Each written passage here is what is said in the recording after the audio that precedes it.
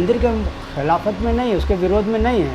अयोध्या में बहुत सी मंदिरें हैं, एक और बन जाएगी तो क्या आपत्ति है। लेकिन वो प्लेस जहाँ पर हमारे बाप दादा नमाज़ पढ़ जाए, खुद हमारे पिताजी करीब जब 14 साल लगभग इस बच्चे की उम्र के बराबर थे तो उन्होंने नमाज़ पढ़ी है। 1949 22 दिसंबर की रात में उसमें मूर्ति रखी गई। और आप लोग समझदार आदमी सुनते होंगे, कई बार हिंदू संत महात्मा ये कहते आए और धर्मदास जी महाराज भी कहते आए कि उनके गुरु जी थे 22 दिसंबर की रात उन्होंने सन 1949 में मूर्ति रखी। तो मूर्ति रखी, प्रकट होना एक अलग बात है, रखी बार बार कह रहे हैं। तो अगर रखी गई तो हमारा ये कहना था कि उसको वहाँ से हटाया जाए, वो प्लेस हमारे हवाले किया जाए, जो आज तक नहीं हुआ। अरे भाई वहाँ पर मंदिर भी थी, मस्जिद भी था, तो मस्जिद की जगह पे मस्जिद बन जाए, मंदिर की जगह पे मंदिर बन जाए। दोनों पूज्य स्थान है, कोई ऐसी जगह तो बनेगी नहीं कि जहाँ पर किसी की बेअदबी हो। एक तरफ देखा जाए तो लड़ाई केवल विचारधाराओं की थी, और अब जैसा कि अयोध्या में ही नहीं पूरे संपूर्ण भारत में दिख रहा है कि सभी धर्मों के लोग राममय हुए हैं और कहीं ना कहीं हर धर्म श्री राम का नारा लगा रहा है। तो मुझे नहीं लगता ये किसी धर्म की लड़ाई थी या किसी जाति की लड़ाई थी, किसी संप्रदाय की लड़ाई थी, बस ये एक आपस में एक विचारधारा की लड़ाई थी। जो हो गया सो हो गया। अब जो वर्तमान में देखिए, सद्भावना के साथ ही जीवन अपन सृष्टि चलाना चाहिए। आप किसी से और से आप बात नहीं करना चाहते? हमारी मंदिरों को तोड़ के अगर आप काशी विश्वनाथ कभी गए होंगे तो वहाँ पे आप देखेंगे कि आज भी नंदी, जहाँ पे मस्जिद बनाई गई, उसके मेन डोर के सामने नंदी आज भी विराजमान है। तो अगर आज भी उसकी खुदाई की जाएगी तो प्रमाण मिलेगा कि हमारी मंदिर वहाँ पे थी। अगर 92 में जो मस्जिद गिराई गई, बहुत सारे लोगों की जान गई, अगर भगवान राम होते तो उसकी इजाज़त देते कभी?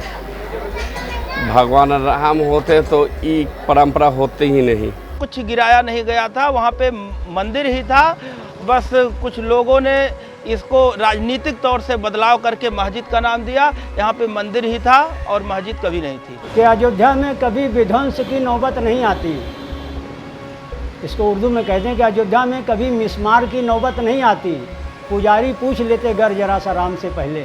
वो मस्जिद वो थी ही नहीं, चूँकि वो मंदिर पर जो है वो पूरा ढांचा, वो पूरा जो है उसकी बनावट निचली मंदिर ही था। लेकिन ये लोग जो है सिर्फ गुम्बज तोड़ करके मस्जिद बना दिए थे। इनका फाफन था और ये लोग जो है चूँकि उनके फाफन के बर्बरता का बखान जितना हम कर सकते हैं उतना कम ही है, और वो पूरा हिंदुस्तान जान रहा है। लेकिन वो पूर्व की बात। अब हम ये चाहते हैं कि हिंदू, मुस्लिम, सिख, ईसाई सब भगवान के हैं, जो है सभी जो है राम जी के हैं। राम जी के बगैर किसी का काम नहीं चल सकता है। तो हमने किसी के साथ विवाद नहीं किया। हाँ, अगर ये सारी चीज़ें ख़त्म हो जाती हैं तो विवाद, देखिए विवाद कोई है ही नहीं है। विवाद को उत्पन्न पहले के शासकों ने किया, हमारे ऊपर अतिक्रमण हुआ, हमने थोड़ी किसी के ऊपर किया। कि मुग़ल आए थे, मुग़ल रहे, हम लोगों ने एक तरह से देखा जाए तो सबको शरण दी है। भारत देश ऐसा देश रहा है जहाँ पे हर कोई आया है, रुका है, टिका है। बस ये है कि वो पूरी तरह से बसने की और अपने ऊपर अपना आधिपत्य साबित करने की उन्होंने कोशिश की। उसका दुष्परिणाम है ये बाबरी मस्जिद। अच्छा, ये राम मंदिर बनने का श्रेय जो है वो आप किसे देना चाहेंगे? मोदी जी को। सुप्रीम कोर्ट को नहीं देंगे? नहीं, क्योंकि मोदी जी न्यायालय को नहीं देंगे। देखिए, सर्वोच्च न्यायालय तो पहले भी था, ऐसा तो था नहीं, पहले भी सरकारें थीं। पर हर इंसान जानता है कि और सरकारों ने नहीं चाहा कि ये मसला ही बना रह जाए, ये कभी भी इस पे कोई हल ना निकले। मैं राम मंदिर बनने का श्रेय जो है अपने देश के संविधान को देना चाहता हूँ और देश की न्यायपालिका को देना चाहता हूँ।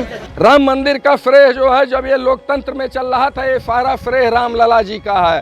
रामलला जी 72 वर्ष ये कोर्ट में लड़े हैं। अयोध्या में राम मंदिर जब नहीं बना था तब भी विवाद कोई नहीं था, हमेशा भाईचारा, एकता का संदेश गया। लेकिन देश में जिस तरीके से भेदभाव फैलाया जा रहा था, देश से अलग संदेश आता था, लेकिन अयोध्या का संदेश हमेशा भाईचारा का संदेश रहा है।